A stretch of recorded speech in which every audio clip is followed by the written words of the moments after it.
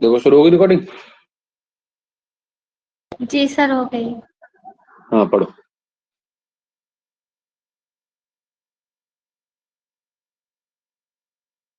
पढ़ो पढ़ो। मैं पढ़ूं सर जी? हाँ पढ़िए।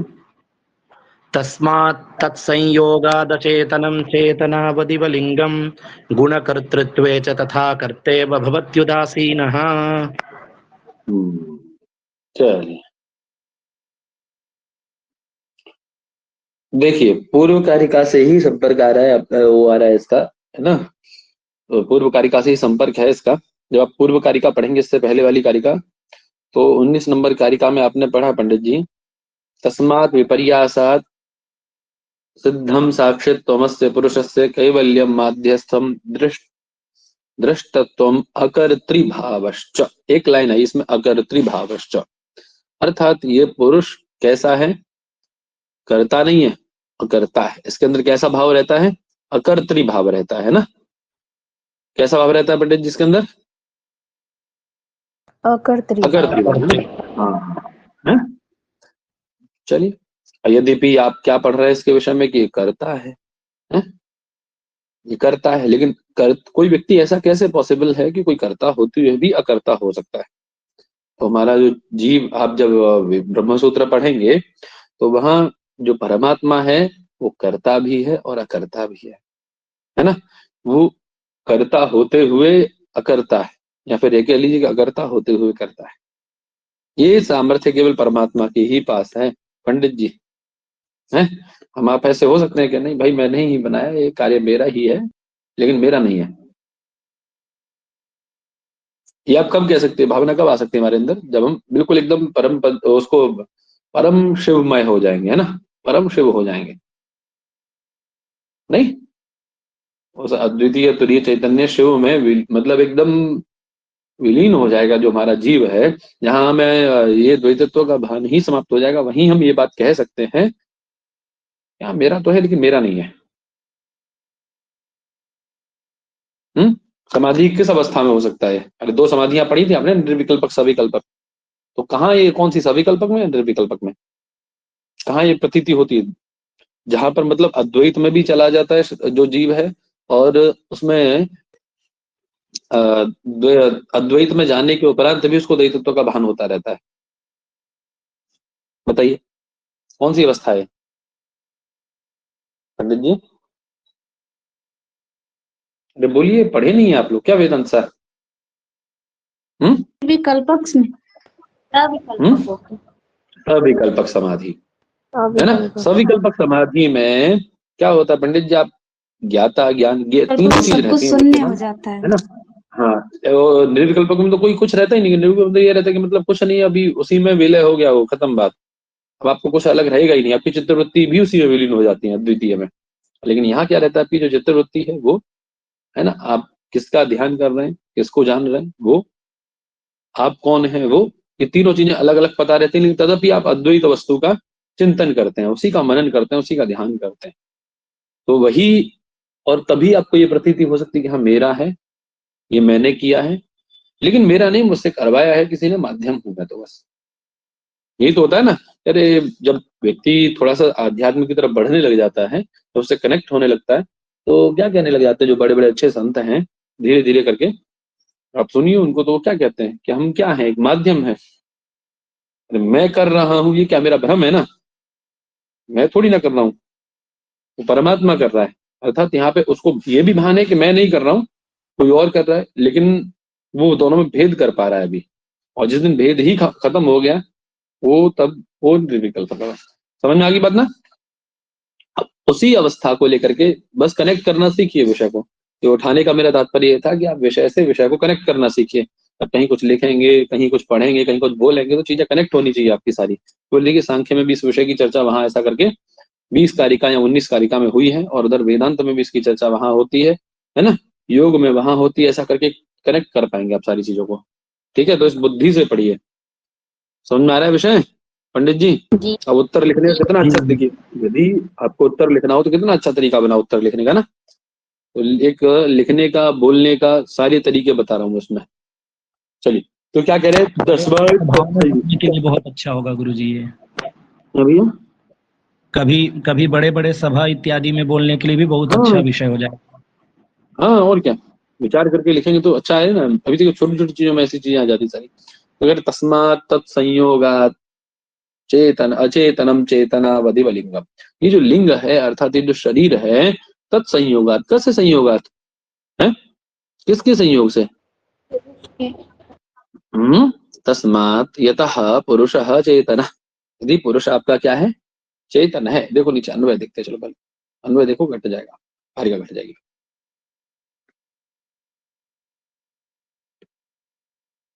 तस्मात् कारणात् अर्थात यतः पुरुषः चेतनः, आप मानते हैं कि पुरुष कैसा है, पुरुष चेतन है, ठीक है।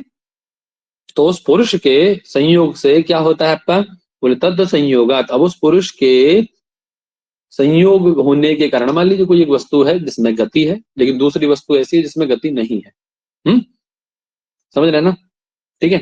अब तत्संयोगात, उसके संयोग से, किसके, पुरुष संयोगात, पुरुष के संयोग से जो वस्तु अचेतन है, कौन है अचेतन, अर्थात जिसमें चेतना नहीं है, ऐसा कौन है? बोले लिंगम, कौन लिंग,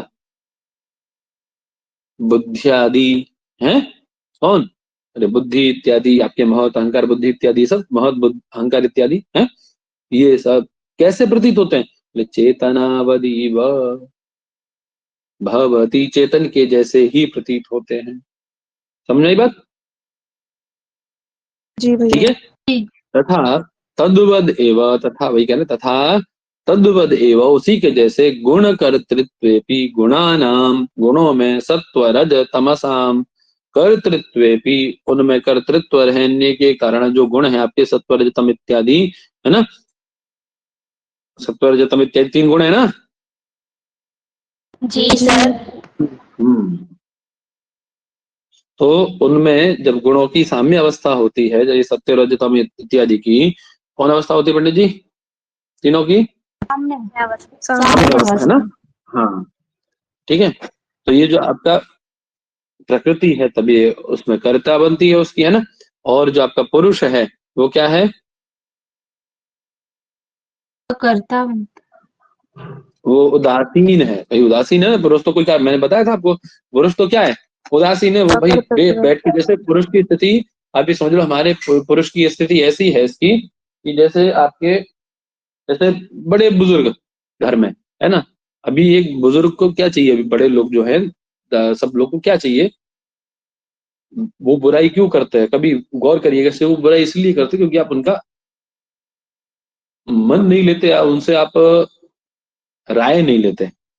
आप करिए जो करना है आपको, बट आप एक बार जाइए, बोले ऐसा है, वृद्ध हैं, बोले दादाजी हम ये काम करने जा रहे हैं, या पिताजी हम ये काम करने जा रहे हैं, पिताजी यदि उनसे राय लें, हाँ पिताजी हम ये काम करने जा रहे हैं, आज हमने ये कार्य शुरू करना है, तो क्या ये ऐसा कर लें, इसको ऐसा सही रहेगा, मान लो वो मना कर देंगे नहीं ऐसा सही नहीं होगा, आप उनको तरीके से समझाते हैं, लेकिन अपनी बात मनवा ली आपने उनसे, ठीक है, तो बहुत खुश होंगे, बोले मेरा बेटा मुझसे बिना पूछे कुछ नहीं करता है, या मेरा पोता है मेरी पोती मुझसे बिना पूछे कुछ नहीं करता है।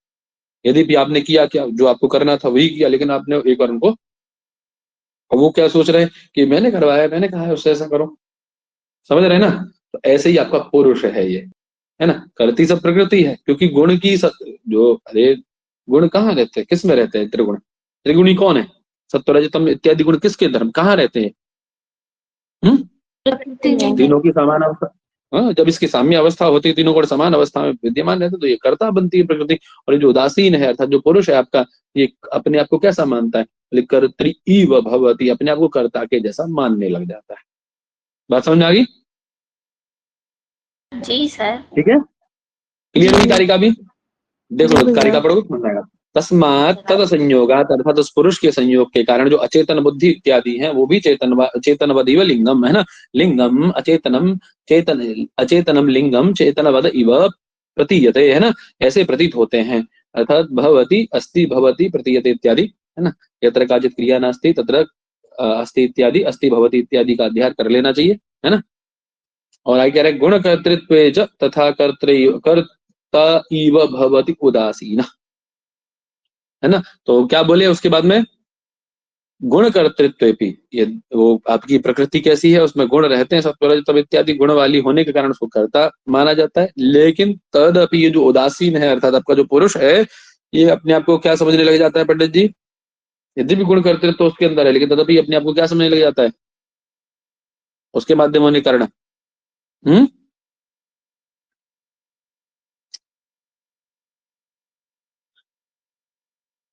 क्यों जी, आवाज आ रही मेरी? आ गया सर। हाँ, अरे उसके साथ संबंध होने कारण, उसके साथ समानता होने कारण क्या मानने लग जाता है अपने आप को? ये अपने आप को खुद को कर्ता मानने लग जाता है ना, कर्तृ इव अवमन्यते, कर्ता के जैसा ही, कर्तृ तुल्य मन्यते, कर्ता के जैसा अपने आप को मानने लग जाता है। बात क्लियर होगी सबको? जी सर।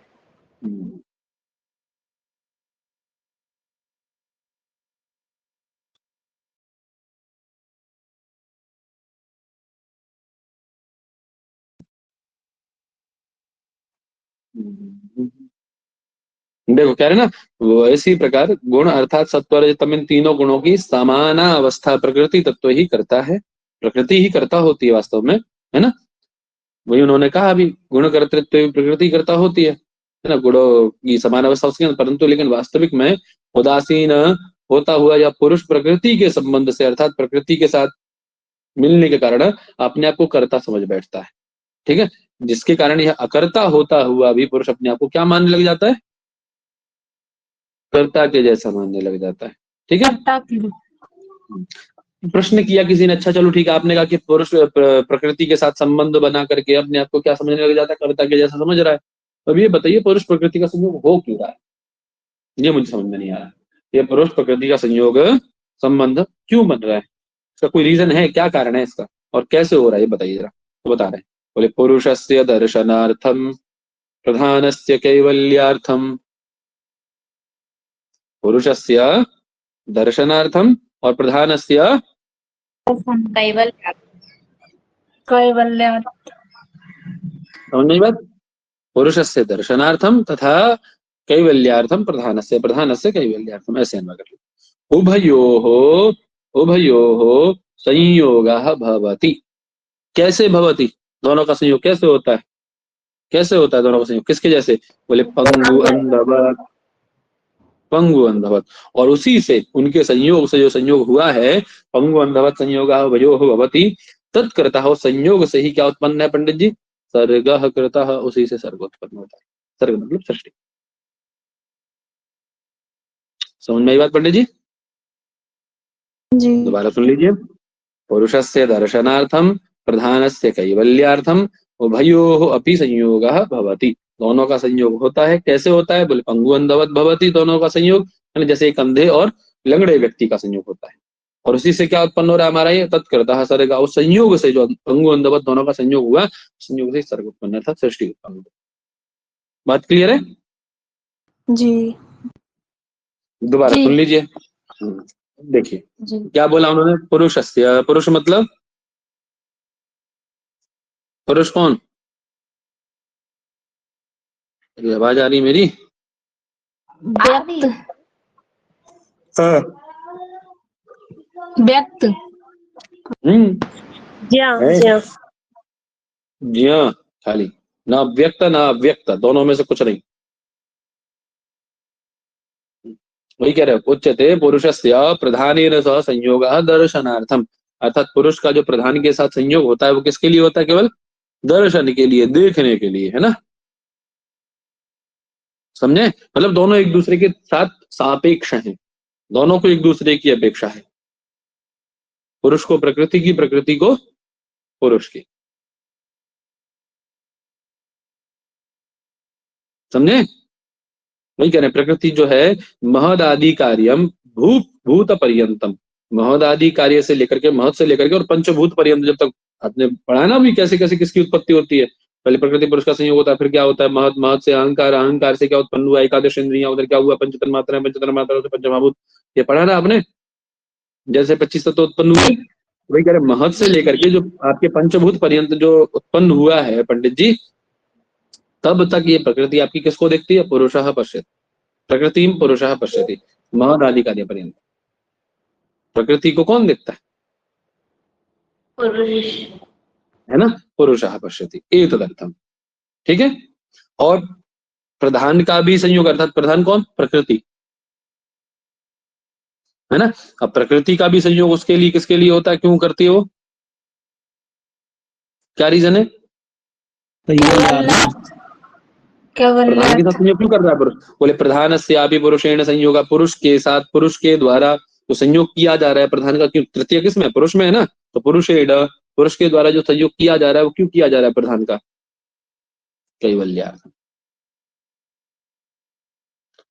बात समझ आ रही है। जी अरे सर। भाई ये प्रकृति क्या है, प्रकृति का मतलब ये समझो आप, ये जो संसार है, वस्तुएं हैं जितनी संसार की है, नदी पहाड़ झरना ये सब जितना है, ये प्रकृति, आप ये प्रकृति मत समझो कि प्रकृति वो नेचर लवर वाली प्रकृति मत समझो। प्रकृति का मतलब संसार की जितने साधन हैं, उपभोग की वस्तुएं हैं। आप पुरुष के विषय में पढ़ के आए ना, पुरुष कैसा है, पुरुष के विषय में पढ़ के आए ना, वो कैसा है?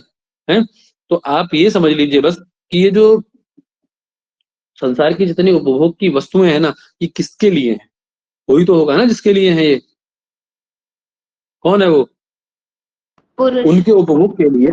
मान लीजिए मैं यदि भोजन बनाता हूँ, माता जी भोजन बनाती है, तो किसी के निमित्त बनाती होंगी ना वो, तो ऐसे ही जो प्रकृति रूपी वस्तुएं हमारे पास हैं, उनका कोई उपभोग करेगा ऐसा उसके मन में है ना प्रकृति के में, तो किसकी अपेक्षा कर रही है, दर्शन का मतलब कि वो हमारा आकर के कोई उपभोग करे, तो पुरुष प्रकृति को किसकी अपेक्षा है, पुरुष की, किस निमित्त अपेक्षा, दर्शनार्थम, दर्शन मतलब उपभोग के लिए, समझे। प्रकृति उपेक्षा करती है, प्रकृति अपेक्षा, उपेक्षा करूं, अपेक्षा करती है किसकी, पुरुष की, किस निमित्त, दर्शन के लिए। और प्रधान, और ये जो आपका पुरुष है ये अपेक्षा करता है किसकी, प्रकृति की, किस निमित्त, कैवल्य के लिए। अंतर समझ में आ गया दोनों में, जी। तो अंतर समझ में आया जी है सर, आ गया। सबको ना। जी सर। वही कहना है, पुरुषस्य प्रधानेन सह संयोगः दर्शनार्थम, प्रधानेन सह पुरुषस्य संयोगः, प्रधान को अपेक्षा है पुरुष की, क्यों, दर्शन के लिए, अर्थात उपभोग के लिए, कि मेरा कोई उपभोग करे, ये इसलिए।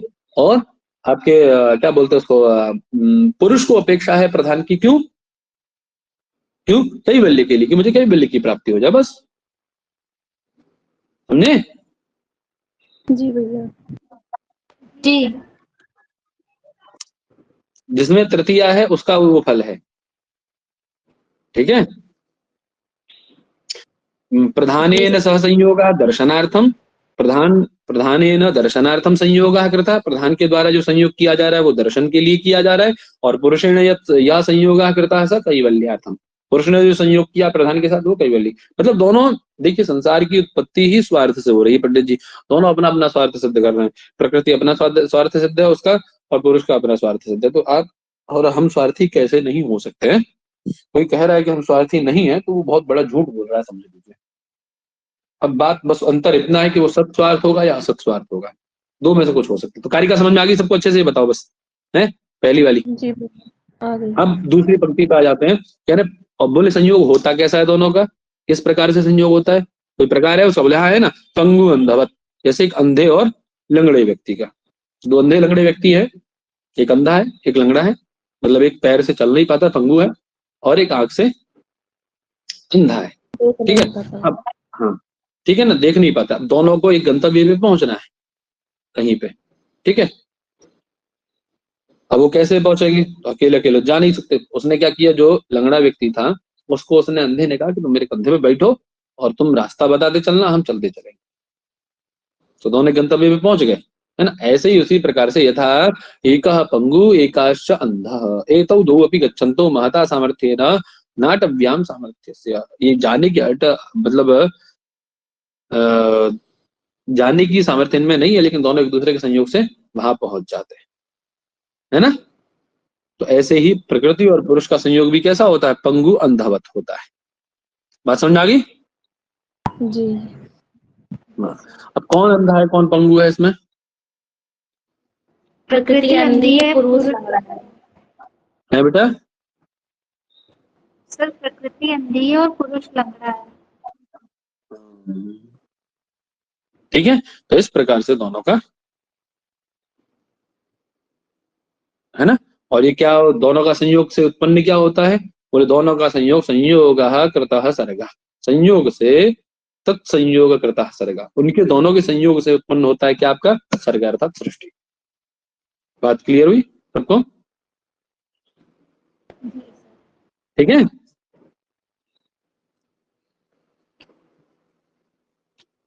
क्लियर है भैया? जी सर, क्लियर हो जी। गई।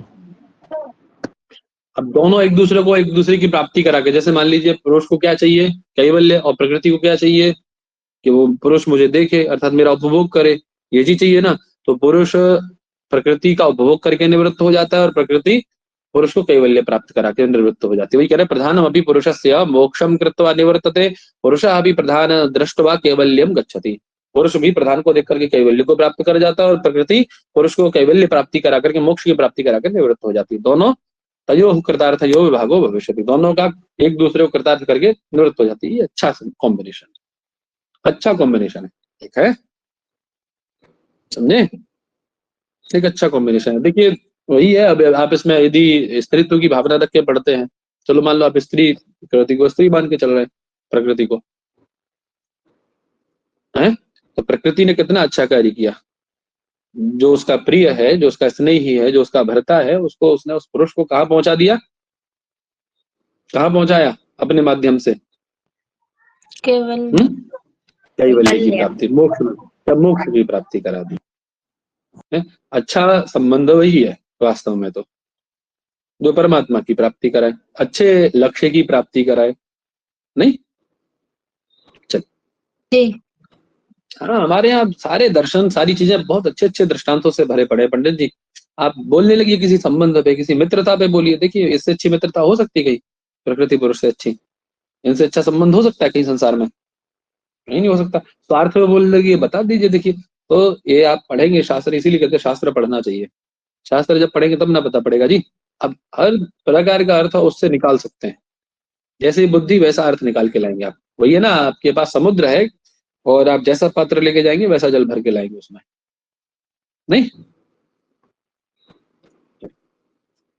अब किससे क्या उत्पन्न हो रहा है तो बता रहे, क्या नहीं, प्रकृते महत् ततो अहंकार तस्मात् गणश्च षोडशका तस्मादपि षोडशकात् पंचभ्य पंचभूतानि। प्रकृति से क्या उत्पन्न होता है बेटा, महत् यानी बुद्धि, और उससे बोले अहंकार, तस्मात् गणश्च षोडशका, और उससे षोडशक गण उत्पन्न होते हैं, तस्मादपि षोडशकात् पंचभ्य पंचभूतानि।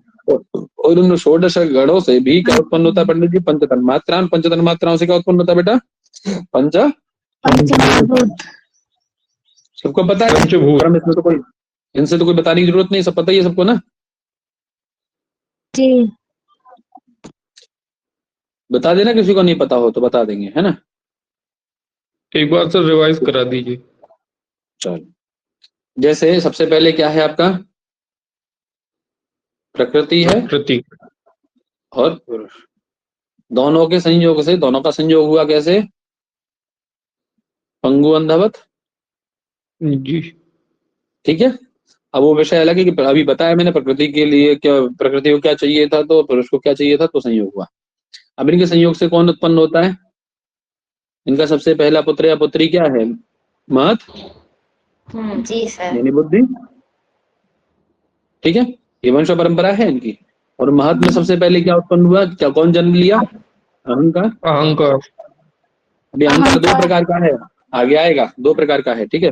अब इस अहंकार ने दो को जन्म दिया, कौन कौन दो, एकादश इंद्रियां, पंचन मात्राएं, ठीक है। अब इस अहंकार की दो, मतलब ऐसा एक दो संतानें रही है ना, जिनके एकादश इंद्रियां उत्पन्न हुई, एक के तो, ठीक है, और एक के क्या उत्पन्न हुआ पंडित जी, पंचकर्मेंद्रिय, तन्मात्राएं जी, पंच तन्मात्राएं। अब कोई ऐसा है जो तन्मात्राएं भी नहीं जानता, तन्मात्राएं किसे कहा जाता है, तन्मात्रा किसे कहा जाता है, कोई ऐसा विद्वान है जो नहीं जानता है? अभी बोल देना, ये निर्भीक होकर के बोलो, ऐसा करके मन में मत सोचो, क्योंकि बोलोगे तो समझ में आएगा, नहीं बोलोगे तो अभी आपके दिमाग में क्या चल रहा है मुझे नहीं पता पड़ेगा पंडित जी, मतलब पता है सबको, चलो ठीक है, तब ठीक। पंचतन्मात्राओं से कौन उत्पन्न होता है बेटा, पंचमहाभूत। पंचमहाभूत। ठीक है, सही है ना आपका? सही बात उन्होंने भी कही है ना। सबसे पहले क्या उत्पन्न हुआ? बोले प्रकृते महत्, प्रकृति से महत्, ततो अहंकार है, तस्मात् गणेश षोडश का 11 5 16, तस्मात् गणेश षोडश का, और बोले तस्मात् अपि षोडश का, बोले 16 से भी कौन उत्पन्न होता है? बोले पंचभ्य पंचभूतानि, बोले पंच तन्मात्राओं से, उनमें से भी जो 16 में से भी जो 5 हैं तन्मात्राएं, पंच में से पंचभ्य 5 से कौन उत्पन्न हुआ? बोले पंचभूतानि, पंच महाभूत उत्पन्न होते हैं। लग गई कारिका? जी सर, लग गई।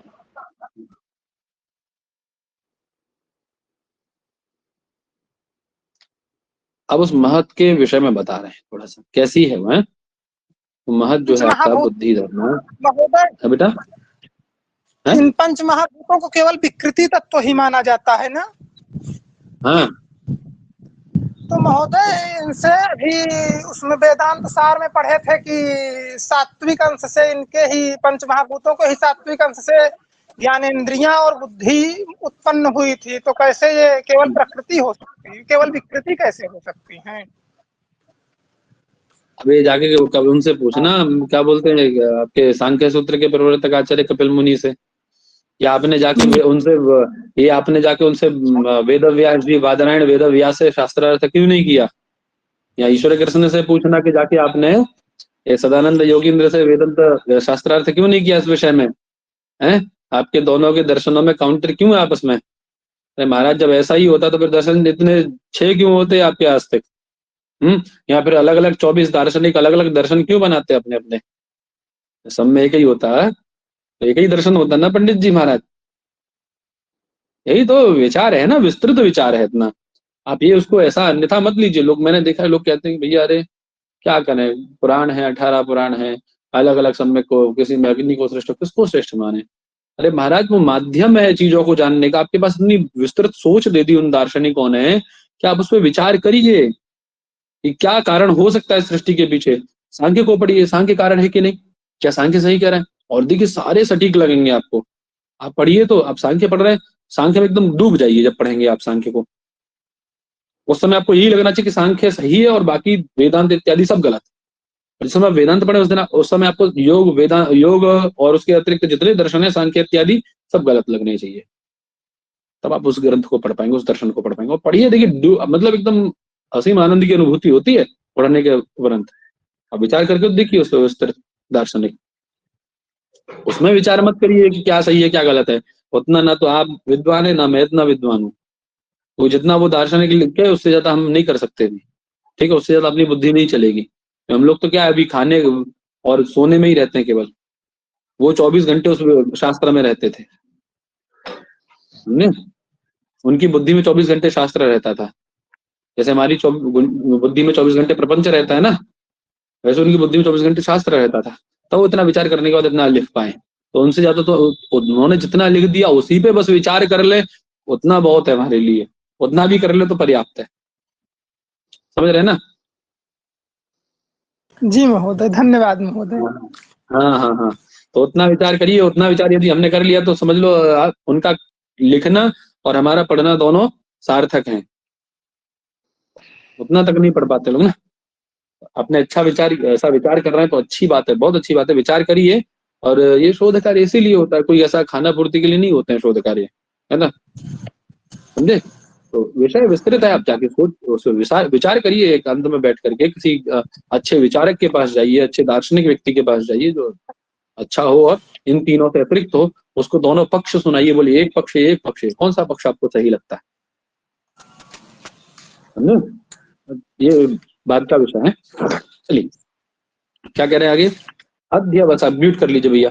अध्यवसायो बुद्धि धर्मो ज्ञानम विराग ऐश्वर्यम सात्विकम एतद्रूप तामसम अस्माद् विपर्यः तमः तम विपर्यस्तम, सॉरी क्षम्यत।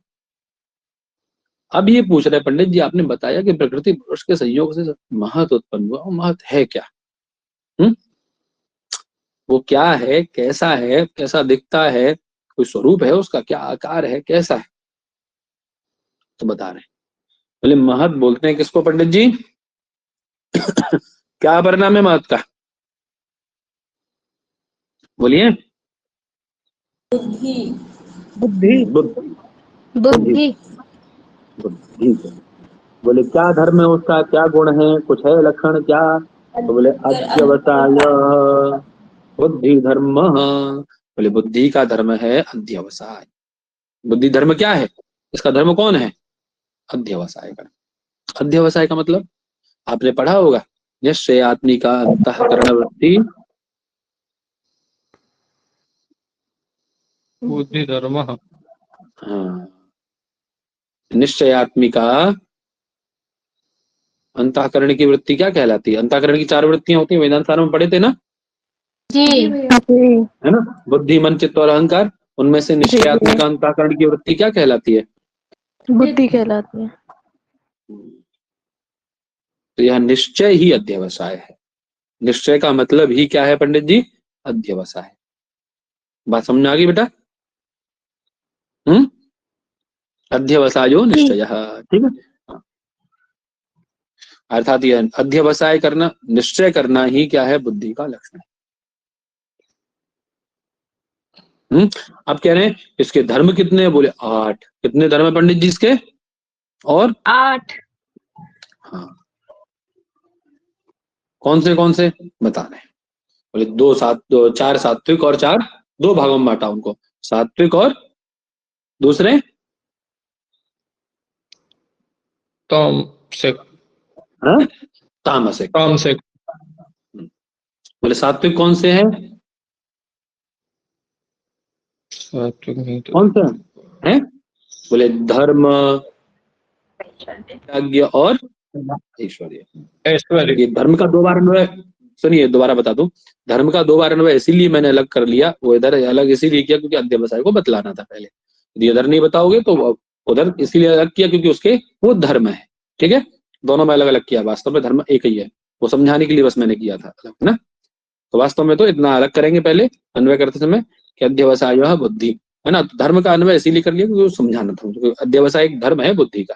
जैसे निश्चय आत्मिक अंतःकरण, निश्चय करने वाली जो इसके अंदर ये निश्चय आत्मिक अंतःकरण रहता है, जिसके अंदर निश्चय करने की शक्ति है, सामर्थ्य है ना, वो बुद्धि है। इसी प्रकार से जिसके अंदर अध्यवसाय अर्थात निश्चय करने का सामर्थ्य है, वो बुद्धि है। अब उसके धर्म कौन से बोले 4 धर्म है उसके। कौन से बोले धर्म, ज्ञान, वैराग्य और ऐश्वर्य। ये सात्विक है। और तामसिक कौन से हैं? तामसिक कौन से पंडित जी हैं? अज्ञान। विपरीत। अस्मात् अस्मात् इसके विपरीत। इसके विपरीत, अस्मात् विपरीत। अर्थात धर्म का विपरीत क्या होगा बेटा? अधर्म। अधर्म। ज्ञान का विपरीत अधर्म। अज्ञान। अज्ञान। वैराग्य का, वैराग्य। अवैराग्य और अनैश्वर्य। ऐश्वर्य का, ऐश्वर्य। अनश्वर। ठीक है ना। एतद् रूपम प्रतिष्ठितम, ये इसके रूप प्रतिष्ठित, ये सब रूप है, एतद् रूपम, ये सब रूप है, ये इसके धर्म है। रूप मतलब धर्म है उसे, ठीक है। बात समझ में आ गई? जी सर। अध्यवसाय आत्मिका कौन है? बुद्धि। उसके 2 स्वरूप, 2 पक्ष हैं उसके, एक सात्विक पक्ष और एक तामसिक पक्ष। वास्तव में उसके कितने धर्म कुल मिला के बुद्धि के? 8 धर्म। वास्तव में कितने धर्म पंडित जी? 8। 8 धर्म। 4 सात्विक और 4 तामसिक। सात्विक वाले कौन से? धर्म, ज्ञान, वैराग्य और ऐश्वर्य। और तामसिक वाले अधर्म, अज्ञान, अवैराग्य और अज्ञान, अवैराग्य, अनैश्वर्य। कर्म। जरूर याद रखिएगा, ठीक है। आपसे पूछ लिया जाएगा सात्विक में कौन नहीं आता, तामसिक में कौन नहीं आता, ठीक है। सात्विक का क्रम क्या है, तामसिक का क्रम क्या है, कुछ भी पूछा जाएगा, ठीक है। ठीक है पंडित जी। जी सर।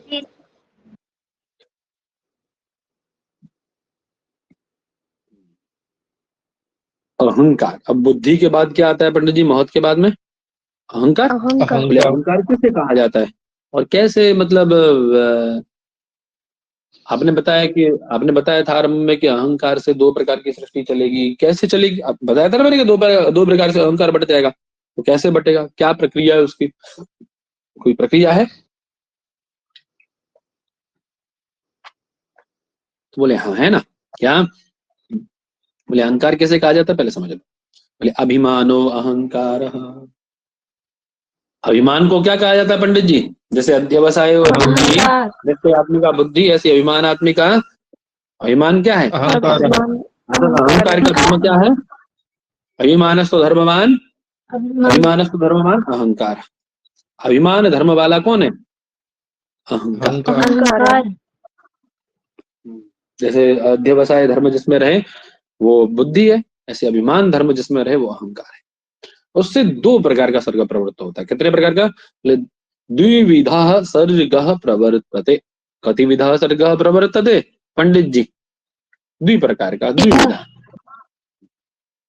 कौन सा? बोले एकादशकश्च गणः तन्मात्रः पंचकश्च। बोले एकादश गण वाला अलग और 5 तन्मात्राओं का अलग। समझे? जी। जी। हाँ? अब एक बात ही आती है, मैंने डिवाइड किया था ना वहां पे, ऐसे अहंकार लिख करके 2 जगह बांटा था ना। एक तो एकादश इंद्रियां उत्पन्न हो रही थी यहाँ पे, है ना, और दूसरी तरफ क्या था आपका? जी। पंचतन्मात्र। पंचतन मात्राएं। ये 2 प्रकार से डिवाइड हो रहा था ना, 2 प्रकार से डिवाइड हो रहा था ना। अब ये प्रश्न कर रहा है पूर्व पक्षी, ये तो कारिका समझ में आ गई ना सबको अच्छे से? सामान्य सरल सी कारिका है। अहंकार, अभिमान को, अभिमान धर्म वाला अहंकार है, 2 प्रकार के सर्ग उससे होता है, द्विविधा सर्ग प्रवर्तते। बोले पहले पक्ष में क्या है? बोले एक प्रकार से उसके एकादश गण उत्पन्न होते हैं, अर्थात एकादश इंद्रियां उत्पन्न होती हैं, और पंच तन्मात्राएं एक साइड से उत्पन्न होती है। ठीक है।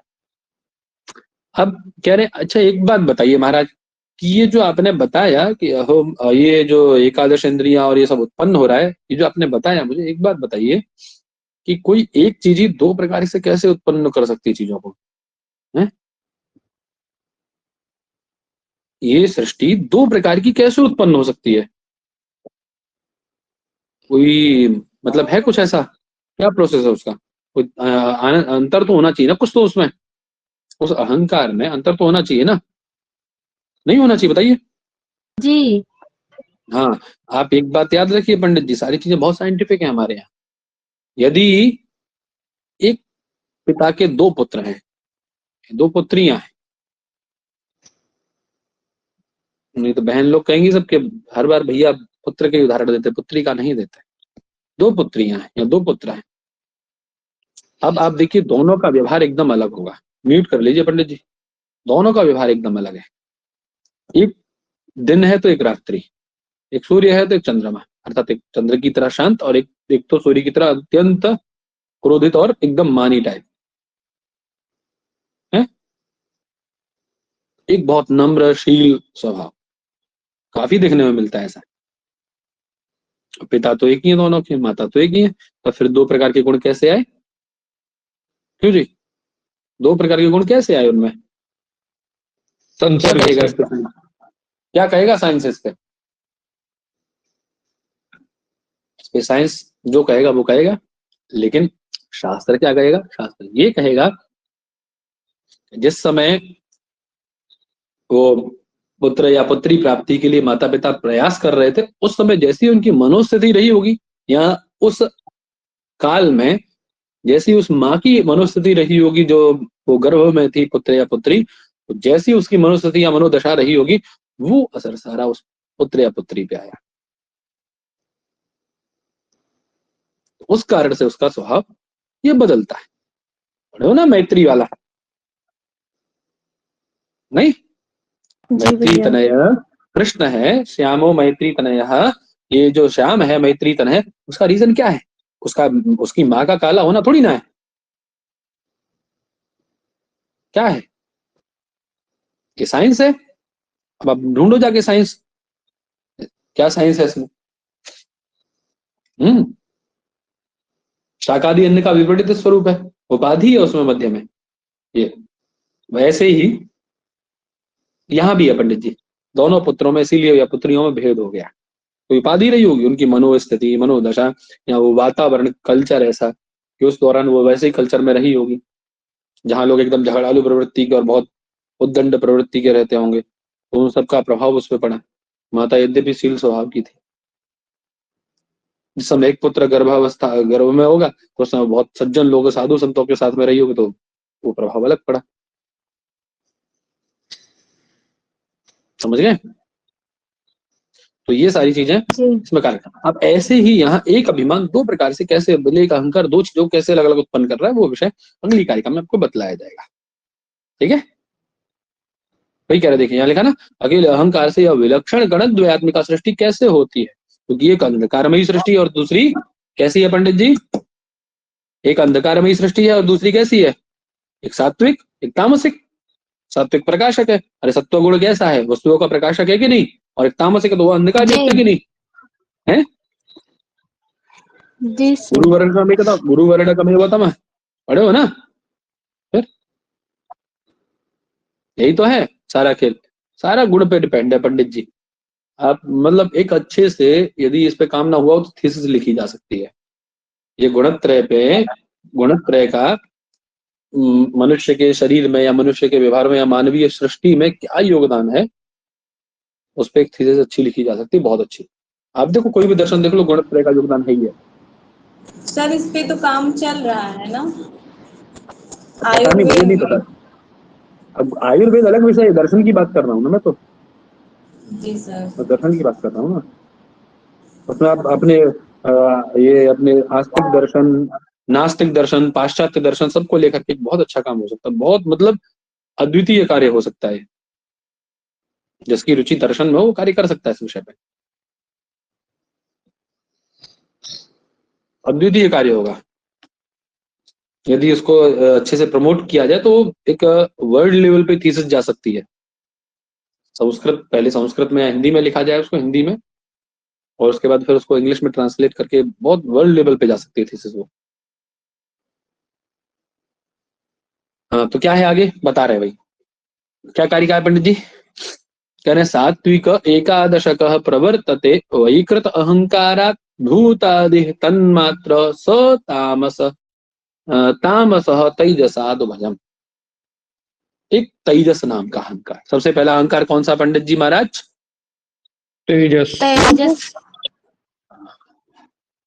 दोनों को जन्म देने वाला अहंकार कौन है? तेजस। अरे रजोगुण है, रजोगुण में उत्पन्न करने की क्षमता, सामर्थ्य होती है पंडित जी, हैं? एक अहंकार तेजस अहंकार, कौन सा? तेजस अहंकार। उस तेजस अहंकार से दो उत्पन्न हुए, कौन कौन उत्पन्न हुए? एकादश इंद्रिय और पंचतन मात्रा, एकादश इंद्रिय और पंचतन मात्रा, यही तो उत्पन्न हुए। अब उसी कारिका को हम लोग आगे बढ़ेंगे तो समझ में आएगा। क्या कह रहे हैं? बोले वैकृतात् अहंकारात् सात्विक एकादशकः प्रवर्तते। वैकृत नाम का एक सात्विक अहंकार है। कौन सा अहंकार है पंडित जी? वैकृत नाम का सात्विक अहंकार है, सत्व गुण वाला एक अहंकार है वैकृत। वो सत्व गुण की उसमें अधिकता है। सात्विक अहंकार, उससे कौन उत्पन्न होता है पंडित जी? ऐसे सात्विक अहंकार से एकादश इंद्रिय। एकादशकः गणः प्रवर्तते, अर्थात ये जो एकादश इंद्रियां आपको पता पड़ गई ना, तेजस नाम का अहंकार दो भागों में बटा, एक वैकृत नाम से। तो जो वैकृत नाम का जो अहंकार रहा उसने किसको उत्पन्न किया? एकादश इंद्रियों को किया, एकादश इंद्रिय गण को उत्पन्न। तो बात समझ में आ गई? अब ये याद रखिएगा, एकादश इंद्रियां किससे उत्पन्न होती हैं? वैकृत अहंकार से। तेजस। महाराज कहाँ जी? वैकृत अहंकार से जी। जी सर। ठीक है, और क्या कह रहे हैं उसके बाद में? बोले भूतादेह तन्मात्र, वही है ना, भूतादेह तन्मात्र। आवाज आ रही मेरी? जी सर। जी सर। और तामस अहंकार है, तामस अहंकार से कौन उत्पन्न हो रहा है पंडित जी? तामस अहंकार से कौन? तामस अहंकार से पंचतन मात्र। महोदय मतलब तामस अहंकार कह सकते हैं ना वैकृत अहंकार को, है? वैकृत अहंकार को सात्विक अहंकार भी कहा जाता है ना? हाँ, तो बोला तो था भी मैंने भैया, यही तो बोला था मैंने, नहीं बोला था क्या अभी? जी सर। वैकृतात् मतलब सात्विकात्, लिख देता हूँ लो, सात्विकात्।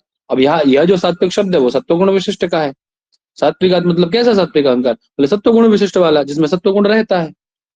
ऐसे अहंकार से एकादश इंद्रियां प्रवृत्त होती हैं, अर्थात उत्पन्न होती हैं। और बोले तन्मात्राएं, बोले भूतादि। भूतादि नामक अहंकार अर्थात तामसिक अहंकार। भूतादि अहंकार मतलब तामस। तामस अहंकार, तामस अहंकार। उससे जिसके अंदर क्या है, तमोगुण की प्रधानता है, ताम है ना, उससे कौन उत्पन्न होता है, कौन उत्पन्न होता है, तन्मात्राएं, है ना। और तेजसा उभयम, ये तामस शब्द तमोगुण विशिष्ट का है। जैसे यहाँ सात्विक शब्द सत्वगुण विशिष्ट है, ये तामस शब्द तमोगुण विशिष्ट है, ठीक है। यहाँ भूत आदि का मतलब तामस है और द्रव्यकृत का मतलब भी सात्विक है। ये गुण के वाचक है दोनों, है ना, सात्विक तामस, उसके अंदर रहने वाले, ठीक है। और तेजसा भयम, और बोले तेज नाम के अहंकार से वहीकृत भी और भूत आदि अहंकार जो आपका तामसिक अहंकार वो भी उत्पन्न होता है। ये दोनों किससे उत्पन्न होते हैं, वहीकृत और तामस अहंकार या भूत आदि अहंकार, किससे उत्पन्न, तेजस नाम, ठीक है। क्लियर है सबको? जी सर। जी।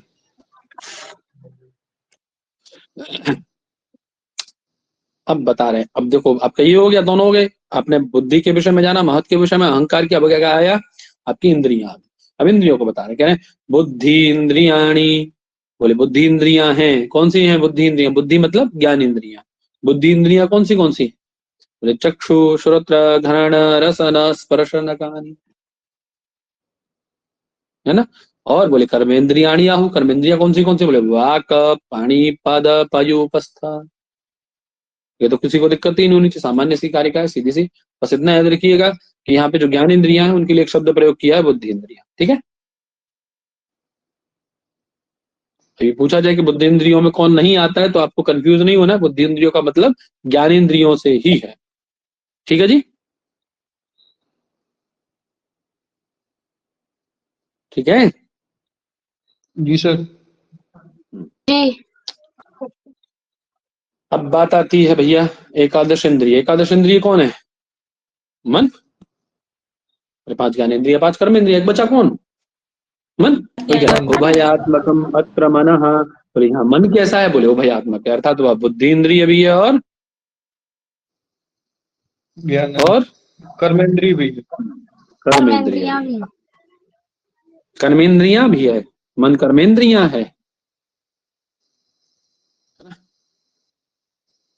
बोले कैसे, कैसे एक चीज दो कैसे हो सकती है, बताओ, पॉसिबल है ऐसा, एक चीज दो हो जाए, एक में 2 धर्म रह ले, कैसे हो सकता है, एक मैदान में 2 तलवारें कैसे रहा जा सकता है। तो बताइए क्या कह रहे हैं आगे पंडित जी। आवाज आ रही है मेरी? जी सर। तो बताइए। गुणों के कारण। कैसे ज्ञानेंद्रिय और कर्मेंद्रिय भी हैं, लॉजिकली बता दीजिए थोड़ा सा, क्या लॉजिक है इसमें? साधर्म्य के कारण हैं? साधर्म्य के कारण। अरे पागल आदमी, ये बताओ, चाहे ज्ञानेंद्रियां हो चाहे कर्मेंद्रियां हो, यदि मन ना हो तो दोनों अपने अपने कार्यों में लगेंगी क्या? क्या ज्ञानेंद्रिय अपने कार्य में लगेगी या अपनी कर्मेंद्रिय अपने कार्य में लगेगी, बताओ। नहीं सर, नहीं। दोनों को प्रेरित करने वाला कौन है? वही प्रेरित। संकल्प विकल्प का मतलब ही यही है भाई, संकल्प विकल्प का मतलब ही यही है कि दोनों को उनके कार्यों में लगाने वाला, संकल्प कराने वाला कि अच्छा ठीक है ये करना है, कल्पना कराने वाला, ठीक है ना। कि बुद्धि इंद्रियाणाम प्रवृत्तिं कल्पयति कर्मेंद्रियाणां च तस्माद् भयात्मकं मनः संकल्पयति इति। समझ में बात? मुझे ये करना है, मुझे ये नहीं करना है, ये कराने वाला कौन है? मन है। इसीलिए उसको वो वही इंद्रिय बताया, ज्ञानेंद्रिय भी है वह, कर्मेंद्रिय भी है, ठीक है। ठीक है पंडित जी। जी जी। भाई समझ में आ रहा है कि नहीं आ रहा है? वैसे मैं जी जी करते जा रहे हो, बताओ। आ रहा है सर। आ रहा है सर। आ रहा है सर। सर अभी एक है या अनेक है? तो बोले अनेक है। कैसे? बोले गुण परिणाम विशेषात नानात्वं बाह्य भेदाश्च, बोले प्रत्येक में अलग अलग गुण, भैया आपके अंदर अलग होगा, मेरे अंदर अलग है ना। तो ये जो सत्व रज तम इत्यादि जो गुण हैं, इनके परिणाम विशेष होने के कारण, अर्थात इनके स्वरूप भेद होने के कारण इनमें कैसी प्रतीति होती है? बोले नानात्वम प्रतिभाति, नानात्व की प्रतीति होती है। बात समझ में आ गई? ठीक है। बोले ऐसा कैसे जी। पता पड़ा आपको? कैसे पता पड़ा? बोले बाह्य भेदाश्च नानात्व, जैसे बाह्य भेद दिखते ना हम लोग, गुण परिणाम विशेषात नानात्वम अस्ति यस्य, है ना, मनस इंद्रियस्य। कैसे पता पड़ा आपको? बोले बाह्य पदार्थ भेदात, बाह्य भेद से, बाह्य पदार्थ भेद से। बाह्य भेद मतलब अर्थात हम लोग बाह्य वस्तुएं देखते हैं, घटपट इत्यादि, उनके भेद से मैं पता पड़ता है कि ये मन भी कैसा है, अंतर इंद्रिय कैसा है। क्यों जी? अरे बोलिए। अरे मान लीजिए आपके पास घट छोड़िए, आपके पास अलग पुस्तक है, मेरे पास अलग पुस्तक है, क्यों आई आपके पास अलग पुस्तक, एक पुस्तक है? परस्पर हमारे भाग्य भेद है कि नहीं, हमारी वो भेद है कि नहीं, बताओ, अदृष्ट भेद है कि नहीं? तो वही कह रहे हैं, अदृष्ट भेद से ये पता पड़ता है कि इनमें प्रत्येक के पास अलग अलग ये मन होगा। समझे? आत्मा मन अलग अलग है, ये इसीलिए तो है आपके में संकल्प विकल्प अलग होता है, मेरे में अलग संकल्प विकल्प होता है। इससे पता पड़ता है कि नहीं आता है? सही है।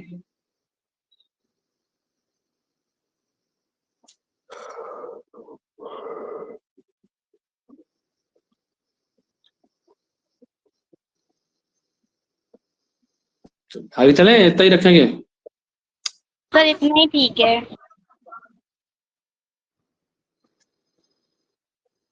इतना ही ठीक है, चलो इतना ही रह जी। लेते हैं। कितनी हो गई? 5-6 हुई कि नहीं हुई? सर उससे भी